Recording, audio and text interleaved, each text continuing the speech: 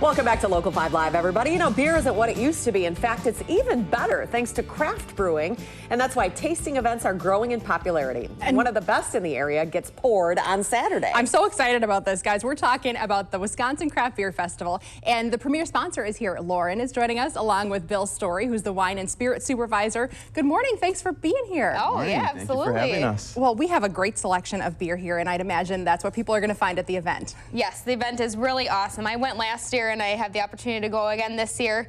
There are just hundreds of different beers, and also the local breweries, so Badger State, Hinterland, Titletown, and Stillmank are making their own firkins for the event. Oh, how fun. So it's a smaller batch of beer, and they're getting all different local ingredients and making a special beer just for the event, which is really awesome. That is. Okay, so Bill, you're the expert here. Yeah, Take so us we through brought what it. This you've is brought just in this obviously morning. this is just a small sampling of what they're going to be doing at the event. This beer on the left-hand side is called Pumpkick. They're going to have tons of seasonal beers there, pumpkin, Oktoberfest type beers, and this is really unique because they brew it with cranberry juice, so it just gives it a little bit different flavor than your other pumpkin beers. Yeah. So that is Not Your Father's Root Beer, which has been extremely popular this year.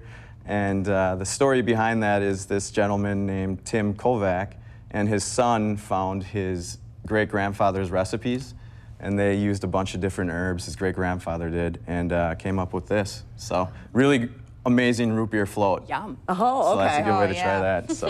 All right, what do we have next to that? That is Capital Amber. That's one of my favorite amber beers. Just really good. They use caramel malt in it, and it gives it that little bit darker coloring. Very tasty. I have to peek over the sign here to see what we have. What's next? Yeah, this next one is called Blue Bobber out of Fox River Brewing Company. It's a blueberry flavored beer, and they actually will, a lot of times when it's served, they'll have frozen blueberries in it. Ooh. Just gives it a little I would have extra never thought to do funk. that. Yeah, so Ice cubes very almost. good I flavor. can attest to this one. It's awesome. Yeah, that's good.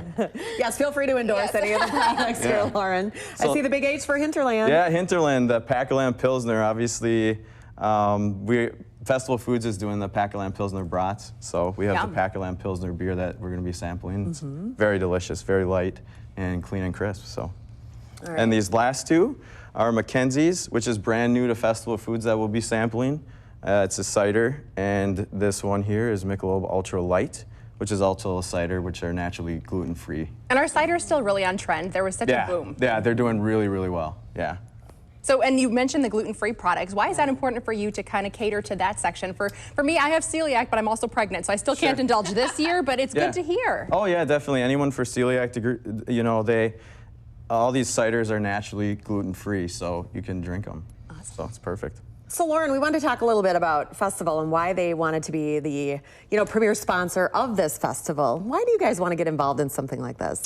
Community involvement is definitely one of our core values, so this is just another great event for us to be involved in, to support, and also with our wine and spirits department as well. We get a lot of support from wine and spirits and just putting the whole event together for the community. It's a really great event. It's a lot of fun, and like Bill mentioned, even if you do have celiac or have to eat gluten-free, this is still an event that you can go to.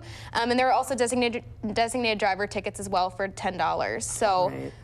You can still attend. You can have all the Not Your Father's Root Beer that you want. Yeah. Now, Bill, talk about serving that local flavor. I know there's a lot of local breweries that participate, but they're also in your store, which I think is so cool that you have that local section. Yeah, actually, and we opened our new Festival of Foods De Pere store today, and the sets are actually set up with your Wisconsin craft beer, your local craft beers in the store. So yeah, it's very important, and those sections do very well for us. I must say you're doing very well on 1 hour of sleep. So Thank you, appreciate the it. hardworking man in De Pere You guys overnight make tonight. me look good. I wanted to ask too, because I've actually never been to like a big beer tasting event, and a lot of people might hear it and think, all right, do I chug, do I sip? Obviously, and I think it's even on the webpage actually for like, how do we do this? Do you chug or do you sip? But it really is like, it's almost like a wine tasting, beer tasting has become, hasn't it? Yeah, it really is. You have the small, and what's the best way to go about it? Should we start from light and move to dark? Yeah, or? exactly. Okay. Yep, start from light and then move to dark. Obviously, yeah, you don't want to chug because you're going to want to sample a bunch of different flavors and different varieties of beer. So. And the other thing, I saw someone doing this at the last beer festival we were at. They were taking pictures with their smartphone when they liked the bottle because you try so many and you're trying to remember the names of it. Yeah.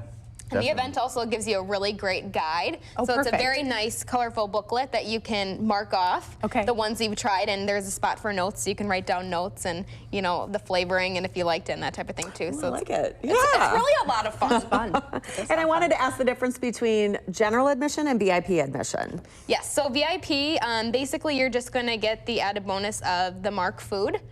So the Mark is catering food prior to the event. You get 1 hour before the event as well, so you get from 5 to 6 as your kind of VIP sampling time. And there's also going to be special sampling right within the VIP section of beers that are not actually on the floor too. And everyone gets a little glass, a commemorative glass, is that right? Yes, so you get the little tasting glass, everybody does, and then if you have the VIP ticket, you actually get a larger glass as well.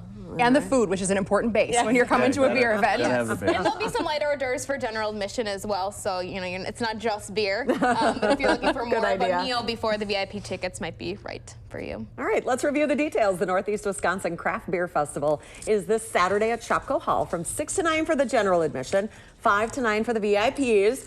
Tickets are $40 in advance or $45 at the door, $75 in advance or $80 at the door for the VIP. You can get tickets at TicketStar online or select festival food stores. And which ones are those, Lauren? The Green Bay area, so we have Green Bay West, Green Bay East, De Pere, Swamico, and then our Appleton Northland store and our Appleton Darbois store. All right, sounds like a fabulous time on Saturday. Thank you both for being here. Go get some sleep. Yes, good luck with that De Pere store.